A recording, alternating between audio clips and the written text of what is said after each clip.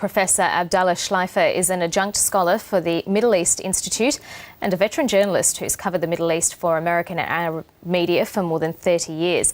He's currently at the American University in Cairo and he joins us now on the phone. Thank you very much for your time this morning. Now, clashes outside the US Embassy in Cairo have continued. What's the situation like in Cairo now? Well, the situation, it's been going on into the evening. It's going on all day, and that is the clashes. But what's interesting is the way they've evolved. They were started by a Salafist group, which you would describe as a sort of militant fundamentalist group. And there was several groups. There was a coalition. There was also the Salafist Party, El Noor, which participated and did very well in the parliamentary elections. And they made their demonstration, and as we know that they tore down the American flag, got up on the wall and put up a flag that was sort of symbolic of their movement. But then what happened is it developed yesterday and today in violence, and the Salafist groups have pulled out. They said they wanted to make their statement, but they didn't want to engage in this sort of street fighting that's been going on between demonstrators and security forces very intensely today. A lot of tear gas, a lot of stones thrown by the demonstrators. And what appears is this. There is a phenomenon in Egypt. We have what are called the ultras. These are football fans, very passionate football fans. And because Egypt is a Muslim country, it isn't so much that, as in the case of other countries where the football fans who are very, very devoted get drunk and then into brawls. No, they go directly into brawls. And they brawled first with opposing teams, and then the opposing team fans, and they're called ultras, meaning they're ultra fans, started fighting the police. And that's been going on for a couple of years. And apparently the ultras have adopted this as an opportunity to fight the police. So most of the people who've been in these clashes in front of the American embassy here are no longer Salafis. It may be one or two, but they're no longer Salafis.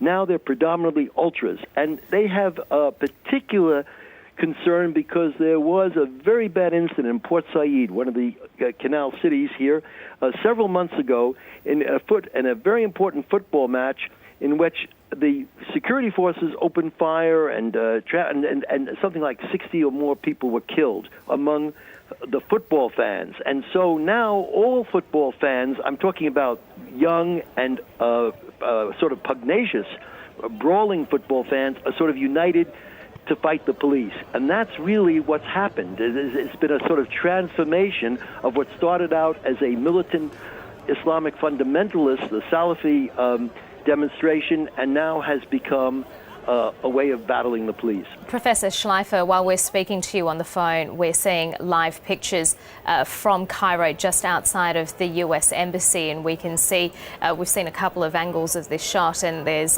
hundreds, if not thousands, of people that have gathered there. Are the protesters now protesting against the film, or is this part of a wider, bigger anti-American sentiment? I don't think it's either. In which it started as a protest against the film.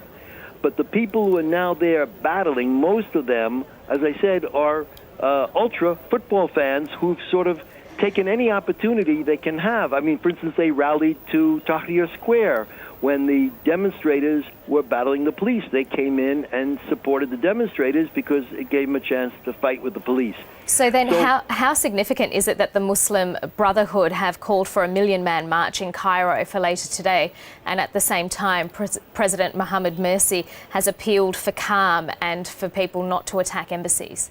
Yes, well, I think it's a matter of sort of, and this happens often in politics, of playing both sides of the coin. In other words, on one hand, the Brotherhood feels compelled to denounce this video because it's gone viral in the Muslim world, and it's been picked up on and used by, you have to bear in mind that the Brotherhood and the Salafis, although they're both Islamist groups, are rivals to each other. The Salafis are much more, what we could say, conservative, though I think that's a bad word for it. They're much more rigid and puritanical, and the Brotherhood is more pragmatic. But they're fighting for the same constituency. It's sort of like in Europe, maybe 30, 40 years ago, when you had socialists and communists They both share this vision that has its origin in Marx, but they battled with each other. I mean, very much so. And so here you've got a case where the Brotherhood doesn't want to be outflanked by the Salafists, who started this whole thing at the embassy. But as soon as it turned violent, we have President Morsi he delayed his reaction the first day, because I think that would have meant he was being outflanked by the Salafis who were taking to the streets. And then as it evolved, he's now come out. So the Brotherhood itself said, well, we've got to do something. They didn't want to attack the American embassy. I mean, President Morsi is seeking foreign investment, seeking American businessmen to come back and invest in the country. So they didn't want to attack the embassy, so they'll have a separate massive demonstration to show that they're very angry about the film without attacking the embassy. And then as the thing deteriorated and became more violent, and indeed the police, who on the first day, they were there and they tried to talk the Salafis to come down, but they didn't use force. Now they are directly confronting these demonstrators who become more violent because they're coming from a different... It's very complicated. But as I said, all sorts of people are having to deal with this issue politically. And so Morsi was sort of playing both sides. On one hand, the Brotherhood very quickly said, well, we're going to demonstrate against the film, but we'll do it with a march. We're not going to attack the embassy, but a big, strong march. And then as things got out of hand, I wouldn't be surprised they might even call the demonstration off. And if they don't, they're certainly going to do everything they can, because they have disciplined party members. I mean, that's the thing. The Muslim Brotherhood is its party, the Freedom and Justice Party, is the most disciplined grassroots organization in Egypt. That's why they did well in the elections.